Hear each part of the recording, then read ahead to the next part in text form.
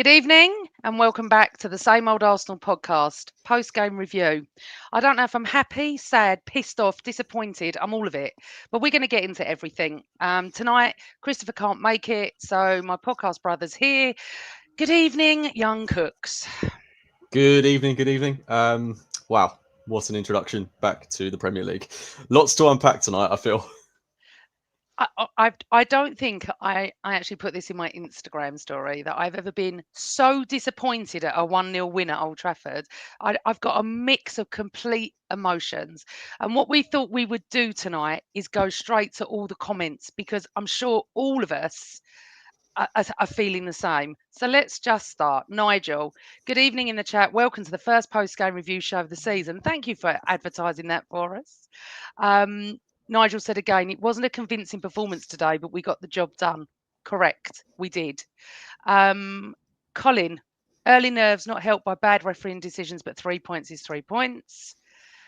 Let's see. Karen, good evening, everyone. How are you? On relief, we won after playing poorly.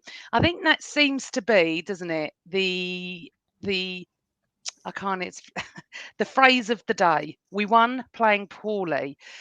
There's so many things I want to unpack here, but just one thing. Can we just start with the Chelsea Crystal Palace game? The Eze free kick. I don't know if you've seen it, Cooks. Did you watch it or not? Yep, yeah, I watched the game. Okay. So apparently it is not a new rule. Did you know that? I thought that was a new rule brought in this season. I'm completely lost at what the rules are anymore, to be quite honest with you, Amanda. Right. So this is what I want to say. I didn't really understand the rule. So players cannot stand 1 meter in front near the wall. So I'm not going to go into the game. I feel it was a really poor decision.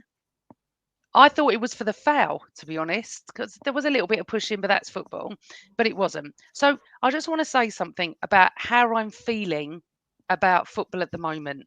I feel like it's controlled. It's it's robotic. I went livid when Sky are interviewing Odegaard at half time. What the actual fuck is going on, James, with that? But I'm jumping. So let's just start at the beginning.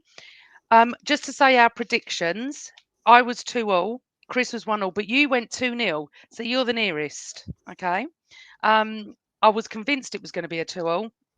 And I was convinced it was going to start Havertz. I think we all thought that. But he didn't, did he, Cook? So the team roughly, I think, was the 10 we thought, but we thought Havertz might start. Yeah, I was really excited by that team lineup when I saw it. It probably is the 11 I would have picked. It was super duper attacking, real intent. It was a team that said to me, we're just going to really lay down our authority on this Manchester United side and really try and pen them in, dominate, win this game early. And when we got that goal from the corner, you think, great, happy days. We're going to go on to win this. We've got the players out there to do it. It didn't quite transpire that way, but it's first game of the season. I wasn't really too sure what to expect, but in terms of the 11, Calafiori definitely did enough for me to start. Thought he was really good in pre-season. Thought he had a good game today. Obviously, getting on the score sheet. Ben White, I think we can all agree, slightly ahead. Timber in terms of fitness, so no real shocks there. The midfield three was the midfield we were all expecting. Then I think the debates were around: is it going to be Martinelli? Is it going to be Madueke? Martinelli starts the season with a shirt. It's Madueke's job to win it off him, I think. And then Gyokeres up top. I wasn't too shocked by that, and I'm sure we're going to go into talk in a bit more detail about his performance. I don't think he was that bad. I know some people have really laid into him on social media. I don't think he had the worst game as an introduction to the Premier League, and I think there's a hell of a lot more to come from him. And look, if you're going to stick the boot in with him, there's a lot of players that you could probably micro-analyze today that were also very, very poor. So I think let's not overreact. We have won at the end of all this, Yeah, I but know. It's it so goes to weird, isn't it? show how high our standards are now that we're disappointed at a victory at Old Trafford. I felt like when you watched Liverpool last night and their defending was so bad. I mean, it was. And my Liverpool mate has said to me they felt like they met up 10 minutes before in a pub car park because, their defending was terrible. I felt like the pre-season, that was like a pre-season game. Like They didn't know what they were doing. They didn't know what places to be in. I'm quoting Jeff Arsenal here because I love Jeff. He said, "We didn't win a duel in midfield." He said, "But to come away from Old Trafford with 3 points just shows that bit of improvement. You know, last year we probably would have drawn that in the 91st minute. It would have been a Sesko header. Old Trafford would have erupted and our fans would have been walking out." And that's the slight improvement we have been begging for, to not lose from winning positions. Because I think it was 21 points we lost last season from that. So although I'm sort of really disappointed, I will get to the point probably by the end of the show, James, where I'm elated we've got 3 points at Old Trafford because that is a rarity. Yeah. So sometimes in life, the games you have to win the championship is what I tweeted at the end, are the ones where you play absolutely shite. I I can't think from the beginning of the game. I would like to talk about the referee because apparently elbowing Zubamendi is perfectly fine. Chopping Saka down is absolutely fine. But we go in for a tackle and we get a yellow card. Do you think I'm being unfair on the ref, or is that a fair display of what he portrayed today? Oh, I think if I'm trying to be super duper ultra unbiased towards Simon Hooper, because I was not happy with his first half performance. I felt like he was just going a little bit too far into the territory of I want to let this game flow, I want to let it play out. But it got to a point where there were so many cynical fouls not being given. I mean, that one on Zubamendi was the most blatant foul I think we've seen in ages. But it was one that came amongst several others as well. But it's just Premier League refereeing, Amanda. I mean, this is the level it's at. And look, like I say, if I'm going to give any sort of defence to Simon Hooper, I think he wanted to let the game play out and wanted to avoid giving early yellow cards. I mean, look, if we're going to be really unbiased, there was a challenge Saliba made very early on in the game, which could have super easily been a yellow card. So disappointing. There are probably, United fans are probably also talking about some things that didn't go their way in the game. So it's just standard Premier League refereeing, unfortunately. And it was a shame. And I'm always fair. And if we want a yellow card for that, Saliba should have got a yellow card. It's hard, really, because I think an elbow in the face, it wasn't even looked at. He wasn't even told. I just think I thought this is the way the game's going to go. It didn't. He wasn't a horrific ref. We've seen far worse. But very interesting. I saw someone say that is the worst display they've ever seen under Arteta.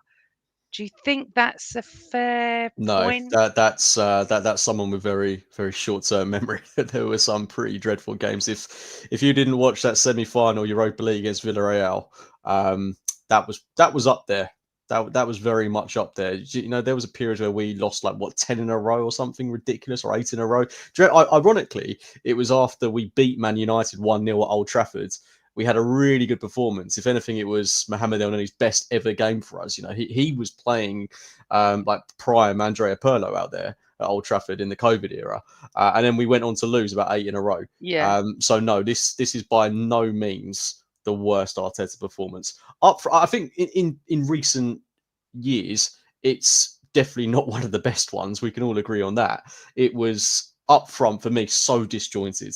A lot of players, even my favourites, Bukayo Saka, Declan Rice, they just looked like they'd been thrown in at a moment's notice. They looked unsure of their roles. Is that because we're looking to play a slightly different system? Because if you notice in the first half, we were basically playing with back two for a lot of the game. Whenever we were caught in transition, there were two players back. It was Gabriel and Saliba. Every single time United attacked, it was a 2-on-2. So are we trying to be a bit more risky in terms of our play? Which, it's a fine balancing act, because a lot of us want to see Arsenal take more risks, potentially leave ourselves more exposed, but with the caveat that we might score more goals, kill games off, and be a bit more dynamic and exciting and free flowing up top. Today, I think it was a little bit. We were suspect defensively in the first half. Second half, I thought we were a lot better defensively, but we also looked confused in the second half of the pitch. So there are two areas where there's obviously a lot of improvement needed. But I'll go back to saying it's the first game of the season. New players are bedding in two key areas, striker and the number 6 role. And players are still getting back to full fitness. Gabriel's not played a lot. Gyokeres hasn't been around the team a lot. So I'm not overly surprised that the performance was clunky. And I think it's only going to get better from here. So let's just touch on this. Nigel said it, and thank you everyone in the chat room for all your comments. Everyone on Twitter, on social media watching, we really appreciate, and everyone on audio too. Don't worry, we don't forget you lot. It's really appreciative. Our numbers are growing, so obviously you're liking what we do. If you want to press the bell on YouTube, you will never miss a show. However, Nigel, it was his first game. We need to calm down with our criticism of Gyokeres. Did he play well? No, he didn't play well. But that's fact. There was not a lot of balls coming to him. He was always set up. He hasn't played much. He came late. There's a lot of reasons. People need to get off his back. They need to stop, like they did with Madueke. They need to stop all that. Because Zesco came on and obviously I thought they were going to write the script, to be honest. I think he needs to bed in. I think we need to remember what we did, what people did to Havertz. And let's just give him time. Okay, 6-7 matches. I think we're going to see the best of him. However, there was criticism and we're able to, discuss that as well. So, Cooks, what's your thoughts on Gyokeres? And do you think it's basically because he hasn't had much time with the team? These, on holiday, trying to sign for Arsenal. I'm waiting to sign. Not easy, is it? No, definitely not. And I think had Havertz not got that slight knock in pre-season, he would have been the one that would have started this game. But I didn't have a problem with Gyokeres starting. I think for that lineup, I would expect to see a fairly similar lineup against Leeds, to be honest. It's probably one of the most attacking lineups we can possibly put out there in terms of you've got 2 fullbacks that are pushing up. You've got Gyokeres, who's going to hopefully bring out the best in the likes of Martinelli. So I think it made sense for him to start. There was a bit of a cart horsey sort of element to his game, but I don't think he was bad. Like I thought he worked really hard. It was a really good battle with him and De Ligt. Proper old school centre forward versus centre back battle. De Ligt probably came out the better in most of those duels, but he didn't win all of them. And Gyokeres held the ball up at times. He did some good moves. He turned it around the corner for other players. For his first game, I don't think it was bad. And it's a tough game. It's United away on the first game of the season. An Old Trafford that was seriously buoyed up. Like the atmosphere there sounded fantastic. I've got no real criticism of his performance. I'd start him again against Leeds next week because that's the game where I think, it's more, hopefully, of an opportunity for him to get on the score sheet or at least just be a bit more involved in the game because he was a little bit isolated at times, I felt. He made some good runs going forward, but they just weren't picked out. So, encouraging signs for sure. And I'm looking forward to seeing what more is to cover him. And how nice is it that we're in a position where we can take him off and we can bring someone like Kai Havertz on? Yeah. It felt so good, didn't it? And this is what Mr. Blobby, hello. Bergkamp and Henry took time to settle. Only Wright banged from the start. This couldn't be more true. For people that maybe are younger viewers, trust me, they did not bang the way they carried on. It took them time. Righty did, but it just took them time. I think Perez, it took time, and then they became the most incredible players. You remember how long it took Giroud to score his first goal as well? And, obviously Giroud, there's a lot more expectation of Gyokeres than there is of Olivier Giroud. But when we signed him, it took him ages to get his first goal. Like I remember him really struggling in League Cup games against the likes of Coventry. But to get his first league goal, it took a long, long time. And it was against West Ham away. But from there, the goals didn't exactly flow in, but he certainly looked a lot more established. And that's the reality with Gyokeres. It could take 5 games for him to get his first goal. And look, we don't need him. Sorry, Amanda, we don't need him to score like 20 goals. Well, it'd be nice if he scored 20 goals, but we need him to add like 15 goals that we didn't have in the league last season. Obviously, the goal is 20 for sure. That's the standard I'm expecting for him. But if he gets 15 goals in his first Premier League season, considering he's going to be sharing that role with Havertz, I'm okay with that. I'm totally okay with that. Also, John's John Rowe. Hi, John.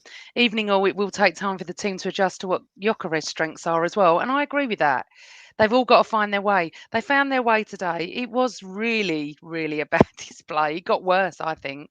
I think first half was just terrible. I mean, sorry, it got better, a little bit better in the second half, but not that much better.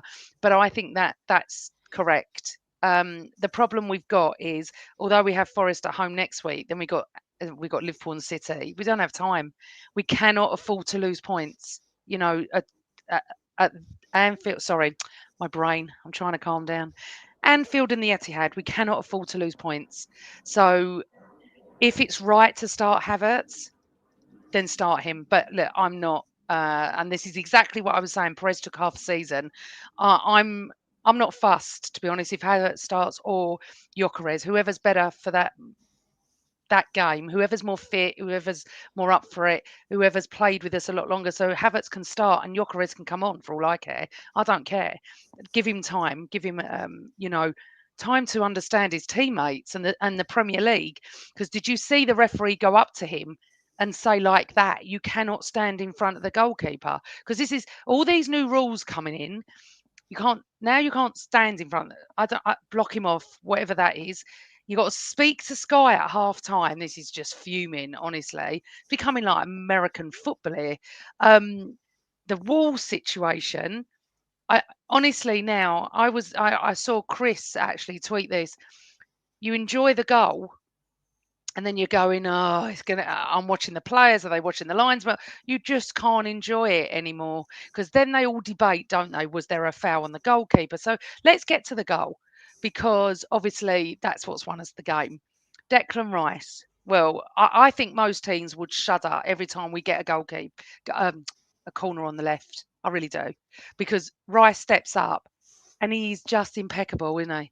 He's just impeccable. But we had players on the outside of the box that ran in.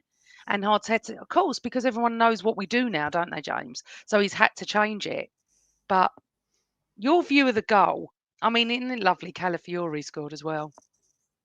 Yeah, absolutely. I know Nicholas Jova is going to get a lot of praise for the set piece tactics we deployed on this, but for me, it's just terrible goalkeeping. Like from Bayern Deer, that is just, if I was a United fan, I would be livid at what he has done. He's just flapped at it, not got a strong hand to it at all. Calafiori is just there, back post, really easiest goal he will ever score. Don't get me wrong, really good delivery from Declan Rice. Calafiori's got to be in the right place at the right time, but it's just terrible from the United keeper, and we've taken full advantage of that. And ultimately, like you say, that's the goal that's won us the game. It comes from a set piece, which is the most perfect way and fitting way to start the season for Arsenal. And yeah, it's just a shame that we couldn't have capitalised on that, because I thought, given we'd scored so early, I don't know about you, but I was just like, great, let's go and absolutely steamroll Yeah. these guys. And we didn't. I do need to apologise. We're not playing Nottingham Forest next week. We're playing Leeds. For some reason, we're playing Nottingham Forest in September, and I won't be able to go to that. So that's probably why it was on my mind. So I do apologise. Colin said the rule about blocking the keeper isn't a new one. It's ruled as obstruction. It just seemed today more than anything. Right. So Raya won man of the match. He pulled off some good saves. He did command his box. However, in the first half, James, I don't know what he was doing when he tried to play football with their Man United player. That I can't be doing with that. I can't. My nerves can't take it. He needs to kick it up the field. If he hasn't got anything on round him, then kick it up the bloody field. Yeah, absolutely. It's like game week 1, for God's sake, just keep it simple, Raya, please, just for 5 minutes. But he certainly redeemed himself. He made 2 excellent saves. That one Yeah. from Cunha, where he got fingertips to it, and then that one from Mbeumo in the second half. Those were definitely United's 2 best chances in this game, and he was exactly where he needed to be on both of them. And he commanded his box really well. You know, he was first to all the corners. There was a dangerous United corner they had towards the end where he got a really strong fist to it and put it miles away from our box. So, yeah, sketchy in those moments where he had the ball at his feet, but he was brilliant. And I can't think of anyone that deserves to be man of the match ahead of him, to be honest. If you tried No. to, really force me to pick an outfield player that was our star performer, I can't really think of anyone. If it was up to me, the player I think that was best outfield was Urian Timber, and he only came on for the second half. But I'm going to throw that back to you, actually, Amanda. If you had to pick someone out of our outfield 10 players for man of the match, who would it be and why? Odegaard. And that's when Oh, we can get onto that right now. So, uh, Carl won't mind me saying that we started to argue a little bit about Odegaard. Now, I know what two of his passes went awry. I know that he could have played Saka on. I know that, but I felt his game. He was everywhere. Defensively, he was trying to make things work. I thought as a captain as well. Um, around the because obviously now the referee the captain can only talk to him, although other players did do that, of course. I thought he was in the referee's ear, which he needs to be. He needs to be in the ear. He really does, because if he's the only one that can talk to him, we need that. I thought he was great. I've got no issue with him, but yet you, Carl, and quite a few others were quite down on him and saying like if he continues playing like this, something needs to be done. So am I right or wrong? I don't want to speak for you, but no. I think from my point of view, I'm not totally of the opinion that he's finished. We can't have him in this team anymore. But I completely understand why people get frustrated with him, because there were a couple of instances in that first half where, when it comes to the final action, he lets himself down.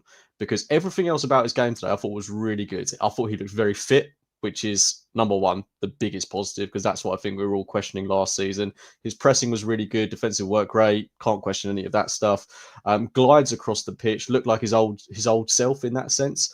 But there were a couple of moments, and there's one that really sticks out to me in the first half, where he was charging at the United defence. He had about three runners beyond him, and he just ran straight into yeah, Delict or whoever it was. about And then that resulted in United having a counter attack, and it led to a 2-on-2 and Mbuemo getting a shot away. And on another day, a better team punishes you. If we're going to play this system, we're a little bit more vulnerable, a little bit more exposed, that ends up in a goal. And I can understand why people get frustrated at, because even if you're going to play the simple pass to Saka, the one that everyone criticizes you for playing because it's a simple one, just don't run into the opposition defender. What I would say is there was a moment as well in that first half where he glided past about two players, got his shot off, and that was a really good effort. Like, that's the Odegaard you want to see more often. But then there were also a couple more moments where he got into that position again, and his final ball was poor. So it's that last action for me, and I'm not going to lay into him again. First game of the season, he had a mixed season last campaign. I hope he's only going to get better, but it's that final piece of the puzzle that he needs to improve. And if it's not working for him, then we've got a very good player waiting in the wings in Ethan Wanyeri. And there's a comment here from Colin saying that Wanyeri might have done a better job. I'm not disagreeing with that. I think in a game like this, it's a bit of a gamble to throw Wanyeri in, especially when the scoreline is so fragile at 1-0. But I think there are going to be opportunities for Wanyeri, because I do think he might have that key to unlocking defenses in that final third that Odegaard is lacking a bit at the minute. But he was definitely one of our better outfield players today. So I don't want to take too much away from him. no, I get that. I mean, probably Calafiori as well, come close to man of the match, but I thought it was a struggle to find a couple. Really, I thought it was appalling display. Sorry, I can't. I'm very normally, positive and stuff like that, but on the other side of it, and we do need to be a bit positive. We've just won 1-0 at Old Trafford, so we have to say that. So we've got some quotes from Mikel Arteta. He said, "Before I came here, we went many years without winning at Old Trafford. I come here and we win many times and we still aren't satisfied."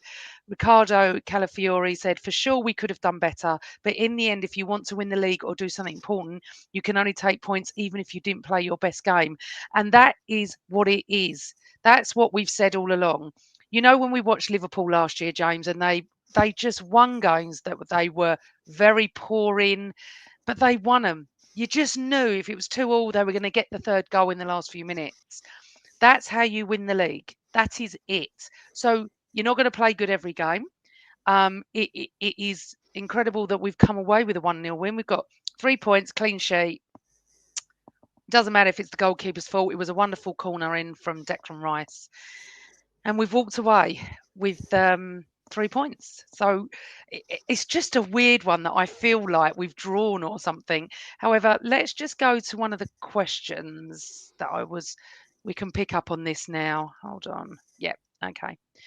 Tracy McGrath, welcome to the show, Tracy. Can we discuss Martinelli? Do you think he should be starting? Coy, going straight in for that for me. Okay.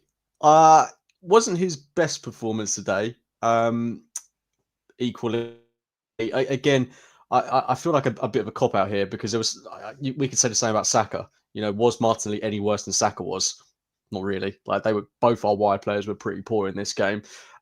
So it'd be interesting to see if he starts against Leeds. I have a feeling Madueke might start that game. But what I was, as I always am with Martinelli, what I'm always impressed with is his work rate and his tracking back. What I felt we really missed when he came off was just how easily players were getting past Madueke. Like they just would knock the ball past him and job done. Like that's what it felt like. I'm reserving judgment on Madueke. I think he's going to be a good player for us. I'm excited to see what he brings. But when you want to see out a game, I'm not sure he's the best option to have on the pitch because his defensive ability is lacking. Whether that will change, I'm not sure. But it might be better to switch things around and have Madueke start games, Martinelli see them out. Yeah, it's one of those ones that is going to rumble on for a little while, I think. Whether we're debating if it's going to be Martinelli or Madueke on the left, or if we go out and fingers crossed find one more player that can occupy that left-hand side. People are going to be talking about this all season, I reckon. But it's good to have that sort of competition. But they both need to be good options, you know. Whereas today I felt they were both quite not the best. And we still got Trossard out there as well. So and you let's forget, not don't write you? him off. And also something else. I mean, I think it's fantastic experience that Max Dowman went with the team. Obviously, not including the squad. Apparently, they take a couple of extra players, but he's going to be there or thereabouts. What we've been screaming for is squad depth, and it proved it when we took Gyokeres off and put Havertz on. It was an amazing feeling, wasn't it, James? Just to, and you took Calafiori off and you brought Miles on. You took off Ben White and you can bring Timber on. And that is what we needed for so long. Now, Patrick said Martinelli had to sit back on Mbuera. I can't say it. And Bueno. Mbueno. I can't say, you know what I'm And like. I can't Buemo. say this. Even Patrick can't do it. Mbuemo. Yeah, sorry, Karen. That's why I wanted to bring Max in because I'm going to forget because I think that it's great experience and we are going to see him. We are when we need that extra something different, plan B, C, or D. Right. So Martinelli, what do I think? I think he should start. I do. And I think he did right with bringing Madueke on because I said it second half. Bring him on. Let's see what he can do. I think today is really unfair to judge anybody. And I mean that. Anybody. I didn't think Saliba and Gabriel were that fantastic. I don't think anyone was fantastic, to be honest. It felt like at times, the last 15 minutes, we just sat back. We just brought all the pressure To be onto fair though, ourselves. Amanda, what I would say is in those instances, and this is where I'm really excited about our squad depth, is that I think we felt like we were getting dominated, and we were like, okay, well, if this is how the game's going to play out, if we've not got the capability to impose ourselves in the way we want to, let's do what we're actually good at and shut up shop. And when we took off Ben White and when we took off Calafiori and we brought on Yuri and Timber and we brought on Lewis Skelly, I suddenly felt not comfortable because it's United at Old Trafford and they've just brought on Benjamin Sesko, who we've been linked with for over a year, and you feel like the script is written for him to score in the 96th minute. But I just thought like it's one of those ones where at the time you feel a lot more scared, but looking back, you're like, they didn't really do much when we brought those players on, and we just really shut up shop and looked defensively sound. So that's why I think our strength in depth, particularly in defence, is I think it's the best in the league. Like because when we're not playing well, we can just be like, right, let's barricade it up, see it out, and we've got the players to do that. And also, it looked like Norgard's got a slight knee injury. They were saying so that's why he didn't travel. So you got to remember he'll be on the bench as well. Yeah, and I mean, obviously, a little bit disappointing in the display, but absolutely over the bloody moon to get 1-0 win. It felt like, to me, this felt like the 80s when we played diabolical and we went away with a 1-0 win. And we did it under Wenger as well in the beginning part of his tenure. Okay, so let's go into the second half.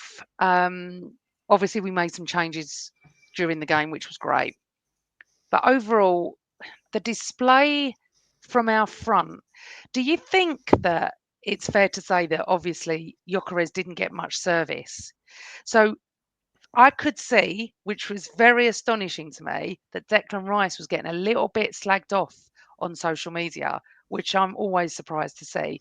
Do you think it's fair, or do you think he had a great game today?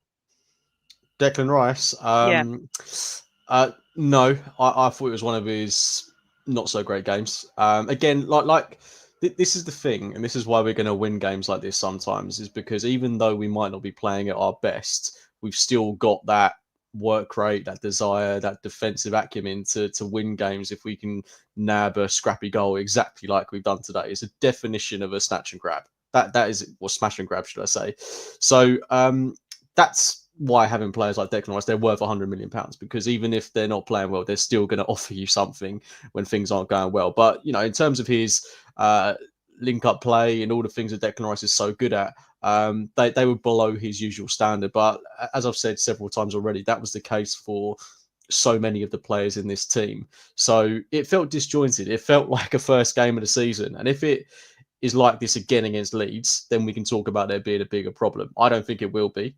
Um, and to be fair, one thing we probably haven't done yet is actually give a bit of credit to United, yes, fair. because I was thinking that you said it. that they were actually very good, if we're being totally honest about it. And I feel quite fortunate that we've come out of that with a win. And I went into this game, I looked at their lineup and I thought, well, we've got to beat that. They've got Mason Yeah. Mount playing false nine.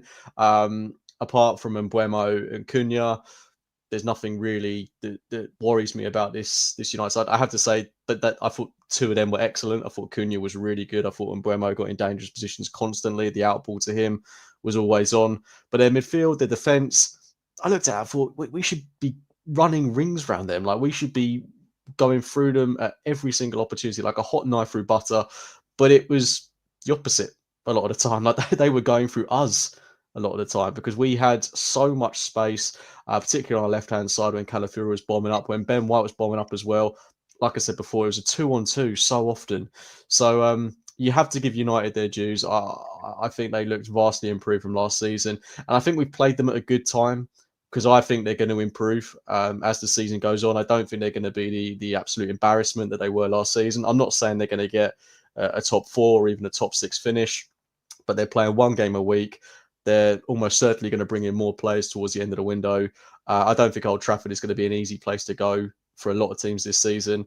And we've gone there, first game of the season, 3 points, a ground we do terribly at anyway. So I'm glad that we've done this one early. Okay, so just a couple of questions I just want to touch on. Karen Russell said, seriously, I'd play them both. I'm thinking Gyökeres up top with Havertz tucked in just behind him. What do you think? Well, I think for certain games it might work, and I think you might see that, but I don't think that's the plan. Do you, James? I like the idea, but my question would be, who do you then drop? Because you then, I think, had to drop one of your midfielders, and the obvious candidate for that would be Odegaard. So you're effectively playing with a midfield three of Yeah. Zubamendi, Rice, Odegaard, or you drop one of Rice and Zubamendi, and you have, kind of two forward players in the midfield in terms of Odegaard and Kai Havertz. I think there will be game states where it happens. I'm just not sure it's going to happen from the start. I think it's going to be more if we're chasing a goal, where we saw Declan Rice go off today for Marino.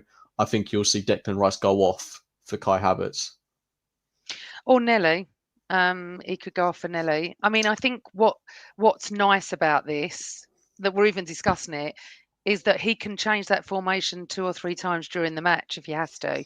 If something's not working, we'll bring on, Waneri and move Odegaard or take Odegaard. It's going to be one of those where our subs bench today, James, was like incredible, wasn't it? The strength. Yeah, and there's still players that are missing out. You know, there was no room for Jakub Kivior, who I feel really bad for him because I love Yeah, Jakub Kivior. I know. Don't think he's going to be there, do you? I think I he might don't be off. know. I mean, from his point of view, it must be really tough to take because someone like Christian Mosquera has come in, who's quite a bit younger, um, and he's not been at the club long. And Kivior's probably sat there thinking, well, I played such an important role in the last 3-4 months of last season. I was vital in those wins against Real Madrid, and I'm not even in the matchday squad for the first game of the season. Like, all it takes is an injury for someone like Gabriel or even Mosquera or Oh, don't. Calafiori, and well, it's going to happen at some point in the season, so brace yourself for it. But Kivior suddenly comes back into the fold. But we've just got too many players right now. And you look at that bench today and you're like, how do we, like, we want to keep all these players, apart Yeah. from maybe, there's debate about Trossard, etc. But apart from that, that bench is the kind of bench you want to see a lot of the time. So it's tough. It's really tough. I'm not too fussed if Trossard goes. I would like to keep Kivior for that reason. But the one thing that everyone seems to be talking about, and let's put a few of these up. Carl said thoughts on Eze potentially going to Spurs. Um, Barry and John were having a conversation. Massive Eze would add so much dynamism. I can't even say it. Dynamism to the Dynamism. attack. I can't even say it to the attacking goals. Maybe better players, Rodrigo, Barcola. But is he going to go?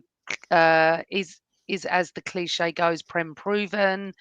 And the next one, yeah, sorry, that was all just about Eze. So, what's your thoughts on it? I think now, sorry, I'll say what's your thoughts. I'll just say that I don't think he's coming now. No, I'm in the same camp as you. I think he will end up at Spurs, sadly. Um, so that's a sickener. That's a tough one to take because I love the player. Like Mm, I love Eze. I think he's such a fantastic footballer, and to see him go to Spurs and kind of immediately improve them is, yeah, not a nice feeling. But I'm also trying to look at this from the Arsenal point of view, and I'm not going to throw my toys out of the pram about this because I do feel like if we'd signed Eze and if we're looking at him as a more central player, then immediately you're blocking a pathway for Wanyeri and Max Dowman, which I think you've got to take into account. yeah, Wanyeri's just signed a new contract. Dowman is yet to sign a pro contract, and we want to show to him that he's going to have an opportunity at Arsenal. So you have to consider that. And you could argue, okay, Eze comes in, he's 27, he plays for 3-4 years. By that time, 1 year is bedded in, but we don't live in that sort of generation anymore where players are happy to be patient. Players want to play. And if Wanyeri's on the bench for the next 3 years, when he's good enough to be playing, he'll go.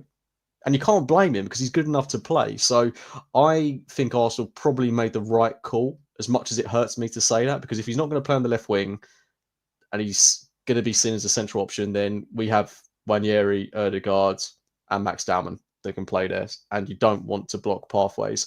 So I'm with Arsenal on it. However, we need to sign a left winger. I yeah, feel I'm not again. I'm not gonna lose my absolute rag if we don't sign a left winger. Because we will still have options. We will still have strength in depth. We'll have Martinelli, we'll have Madueke, we'll have Trossard if he stays on that left-hand side. The question is, are those three strong enough options? I would have question marks about that. And I would like to see us sign someone that we know is going to deliver you a consistent performance every time he plays. With Trossard, Madueke, and Martinelli, I don't think you can guarantee that with any of them. So that would be my area of improvement. But I think it's important that we don't go absolutely ballistic if we end the window with who we've got, because we also have done some very good work. absolutely. I do think that they're trying to offload a few before they sign someone, but maybe Rodrigo, as everyone's saying, and Carl's saying the same thing. Yeah, it's a shame, isn't it? I love Eze as well, and he's an Arsenal fan. And you just think we'd love him, but it would block their pathway. So, and I think we've got two extremely exciting prospects, and I don't want to block their pathway. So, if it means he goes down the road and all of a sudden we have to start disliking him, then he goes down the road and we have to start disliking him. that's just the way football goes sometimes. Right. Um, I'm still. I just want to just check something because I'm a little bit confused. I thought VAR was there, so if someone did get elbowed in the face like Zubamendi, which I'm still fuming about, do they not speak in the referee's ear? Have I got this wrong? Because what would have been interesting would have been if it had led to a goal for United. Surely it would have been cancelled off. Have I got the rules wrong, Cooks? I think it was. I I'm not sure it was enough of a Oh, foul it to be was. deemed a red card. Eh, Yeah, but I don't think it's intentional. If I'm being, I'm trying to be very level-headed as we start the season because this is all going to go by game week 3. I don't think. I think he's gone in, put his elbows up to jump, and it's unfortunately hit Zubimendi in the head. I don't think he's like given an intentional elbow into him. If he had, VAR should pull it back. It should be a red card. And if it had resulted in a goal for United, I have no. Well, actually, I do have a lot of doubts, but I would like to think that it would be pulled back for a foul in the build-up.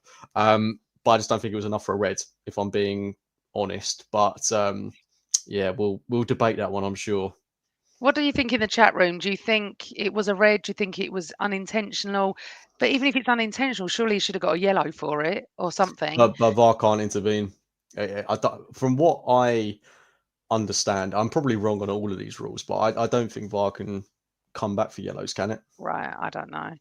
Honestly, I swear to you, I don't know the rules anymore because I thought with offsides, they're supposed to play it right to the end, and they didn't today, which I'd prefer because if you're offside, I want that whistle to go straight away. I don't want to uh, potentially have an injury because an offside wasn't given. So anyway, look, Karen Russell thinks it's a red. Patrick's like me. I give up on the PGML. I don't know anymore. All I know is there was a major controversy over goals and things today. So I'm sure game 2, 3, 4, well, certainly game 3 and 4 with Liverpool and City, this is going to be interesting. We will get to that. See, the problem is, Tracy, is subjective. Cooks doesn't think it is. We think it is, but it's an opinion. You can't have an opinion for a fact, if you know what I mean. You know, it's like penalties, isn't it? I wish VAR was just for facts. I've always said this, but anyway. Um, yes, I know that's what we all think. So, Cooks, moving on, we play not Nottingham Forest, we play Leeds. So let's look at that, and then we can do some predictions and go to a few more questions if we have any. What's your thought on the Leeds game? It's what time? Is it another? Is it It's what 5:30 Saturday. Saturday evening? Oh, we're live matches probably for the next 4 or 5, aren't we? I would think. 5:30 next Saturday night under the Emirates lights. We'll probably still be light, to be fair, and it'll be rocking next Saturday night, our first home game of the season. You going with the same 11 if everyone's fit? Um, hmm, Tough one. I mean, first of all, I'm devastated to be missing this game. Oh It's no. so typical that the one holiday I have of the year happens to fall when we have our first home game. So unfortunately, I'm missing this one. So I'm going to have to try and watch it on about a 6-inch screen on my phone at some point, whilst the people I'm with will no doubt be criticising and seething at me for trying to watch it. But I will find a way to do it. Don't you worry. Um, but I think this is going to be a real test for us because Leeds, I expect to be that low block team. The first one that we will encounter this season where we need to show our credentials and try and be a bit more expansive in terms of breaking these sides down. So I would probably stick with a similar side that played today. One of the changes I would make is potentially Timber coming in for Ben White. I just wasn't totally convinced by White today. So that's one of the changes I would look to make. And then maybe Madueke for Martinelli. Other than that, I'd keep it the same. Interesting, isn't it? I forgot about Mascara. This is what I mean about how many players we've signed, and that, and then literally he could swap 11 for 11. It's just fantastic. So Patrick said, Mascara in for me. Rest White and Timber don't look fit. No. Don't know about that, but predictions. Everyone seems to be going for a win. I would swap Havertz for Gyokeres. Yep. And I would Makes bring sense. Gyokeres on 65 minutes, and I think that's how I would play him going forward instead of what he did today. That's what I think should have happened. I'm not the coach, but that's what I think. So let's go with a prediction then, young James. What do you think? Well, I mean, as I'm not there, they'll play really well and win. So I'm going to go 3-0 Arsenal. Oh, okay, 3-0. I'm going 2-0. Okay. Any goal scorers on that? I think Gyokeres will get his first goal. Do you? Yeah, I think he will. And I will go Havertz and Saka. Yeah, Havertz, Saka. Right, I'm going Rice, Odegaard, and Havertz. So if we win, we're gonna have one of those, aren't we? Well, this is crazy, Amanda, because you've gone for a 2-0 win, but with three Oh yeah, no, scorers. no. So Honestly, I what a wasn't game even. we're in for. Okay, I'm gonna take out Odegaard, Rice, and Havertz. God, I'm not even thinking straight. I'm still can't get over the fact we've won, and I'm not even like I am thrilled. I shouldn't say that, but like I'm still can't believe what we saw today. I Right. saw I saw someone on Twitter say today's win is like the greasy 3 a.m. kebab after a night out. And I'm like, that is the perfect way of summing this up because I'm delighted with it. Oh, It's absolutely perfect. But it's greasy. It's very, very greasy. I get that. Get in, get out, and we won. That's it. 3 points. We'll put the. It's the first game of the season away at United. No one wanted this. No one at all. So, Carl Stark, thank you for your question. Marks for our debutants today. That's a hard one, isn't it? So, what do you give Gyokeres out of 10? Oh, you don't want to be overly harsh, but you've also got to No, be realistic. I'm going to give him a fair. 5 out Oh, of that's what 10. I was gonna Yeah. do. I think it's a little bit harsh. I don't think he was bad. I think he won some of his duels. He got into good positions. I just think he looked clunky. There was that opportunity he had on the left-hand side where he looked to be getting into a good area. Then he overplayed it. It came to nothing. There was that cross he put in at the end of the first half, which just ballooned over everybody. He looks rusty. So it's no slight on him. I thought he looked strong, looked powerful, linked play up well, but I don't think you can give him more than a 5. And I agree with No. Mr. Blobby on Zubimendi. I think he was a 6. Tidy at times. I was just going to go to that one. Hold on, Yeah, hold on. looks Let's rusty just go too. Gyokeres 6 for fighting. I gave him 5 as well. But yes, I was holding that. Mr. Blobby, Zubi 6. Zubimendi. Yeah, same for me. Yeah. Um, have you heard the new Gyokeres chant? I have, yeah. Very It's creative. very creative and it's done by a friend of mine Oh, who's going to come on fantastic. the show. A friend that I've known since I was about 15, nothing to do with social media, but he sends me all these chants. I heard it before anybody else, I think. Um, and they're just fantastic. So go and give Al Guna one a follow. Go and listen to the chant. I heard all the away boys and girls singing it on the concourse. It was brilliant. It's such a great song. Don't know if you've heard it. Right, I don't think there's much more good, Karen. I will tell him you love the Gyokeres chant. I think it's great and it's going to really, really pick up. Singing it, obviously, when he scores his first goal at the Emirates next week, hey, Cooks, and you won't be there. I'll be thinking of you. Typical. Typical. Please Typical. do. Sing it extra loud, Amanda.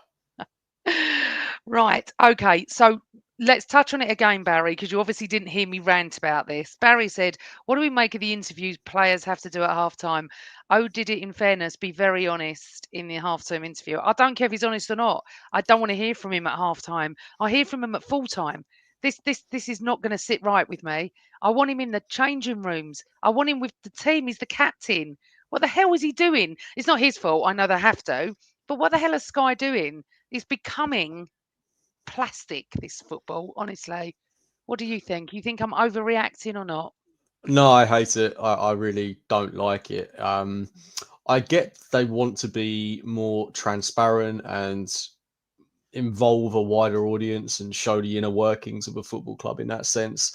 But players should be in the dressing room at half time. They should Yeah, be involved in those key conversations, and it's a bit farcical for me that they're having to do this stuff. I'm not sure how long it will last. I thought Odegaard was really composed, to be fair, because I know that it's going to be the last thing he wants to be doing, but he was honest, like that comment says. He handled it really, really well. But surely it's awkward for the broadcaster as well, having to go up to these players who are in the heat of the moment. Their minds are completely elsewhere. They're so focused and they've got tunnel vision on the game. You have to be like, "Oh, sorry, mate, can I borrow you for 2-3 minutes just to give a couple of words to the camera?"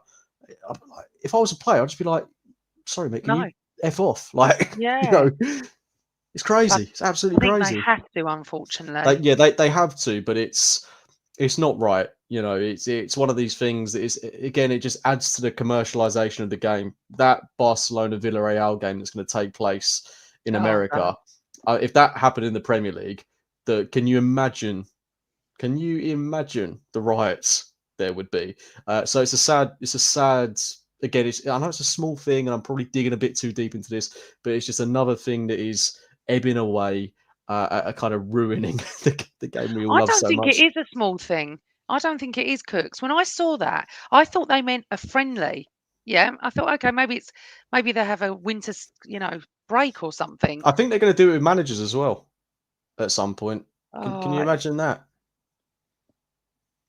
oh, you're talking about half time. I'm talking about the Yeah. American thing. Oh, yeah, yeah. For Villarreal, sorry, because I thought to myself, it, it's it, it's setting a precedent, which then will start to be seeing that the money, the American industry, the fans over there. Anyway, yes. So everyone, I don't think anyone's impressed with the halftime. To be honest, he's not going to say anything anyway detrimental, is he? He's just going to, if we're 4-0 up, he's going to go, we want more of the same. And if we're 4-0 down, it's the last thing he's going to want to do is talk to Sky, isn't it? But anyway. Right. Well, unless there's any other business, if anyone can think, we've had all your questions. We will be back.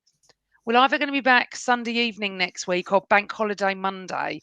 So let's all get your predictions in now for Leeds. And then obviously next week we'll be discussing, I think, Anfield's first. But 1-0 Old Trafford. I don't think I've ever been this deflated. It's so bizarre, I feel. I think it'll hit me later and I think, oh, brilliant. We played atrociously, but at the end of the day, we won. And that's all that matters. Yeah, I Um, am so relieved after today.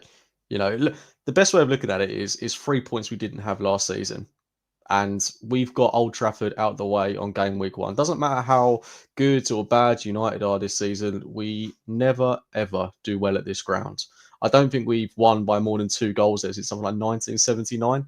So it's a great result. Whatever way you look at it, the performance is terrible, or clunky, whatever word you want to use. It wasn't the perfect Arsenal performance, but 3 points is all that matters on game week 1. I'm convinced it'll be better against Leeds. And when you look at the games we've got coming up, Liverpool away, City at home, Newcastle away, even Forest at home, tough game. They looked really good on the opening day.